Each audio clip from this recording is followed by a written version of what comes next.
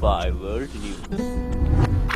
Now to the developing story about President Trump and your health care. Millions of Americans bracing for changes to their health plans this morning. The president taking a major swing at the Affordable Care Act with the swipe of a pen. And ABC's David Wright joins us from the White House with more on this executive order and what it all means. David, good morning to you. Good morning, Paula and Dan. Some big changes ahead, but the president says he's ready to make a deal. Overnight, he tweeted that Obamacare is causing grief and tragedy for so many. He urged Democrats to get smart and deal. Well, Republicans have already tried and failed to repeal and replace Obamacare, so the president is trying to force Congress to act.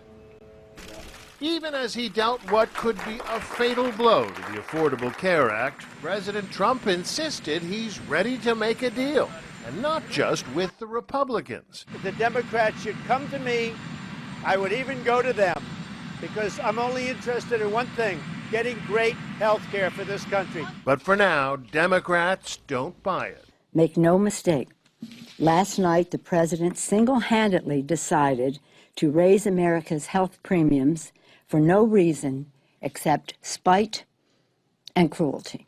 What Trump did was end $7 billion in Obamacare subsidies to insurance companies, payments designed to help them discount prices for low-income customers. A federal judge ruled last year that the subsidies were illegal because the Obama administration authorized them without an appropriation from Congress. That money is a subsidy for insurance companies. Take a look at their stocks. Look where they are. They're going through the roof. Now, insurance premiums are likely to go through the roof to make up the difference, jumping by as much as 20%, according to the nonpartisan Congressional Budget Office. Middle-class customers like Marcy Shelton, a retiree in Nevada, would likely feel the brunt of this. If it gets too high, I'm afraid that I'm just not going to be able to afford it at all, and that's terrifying.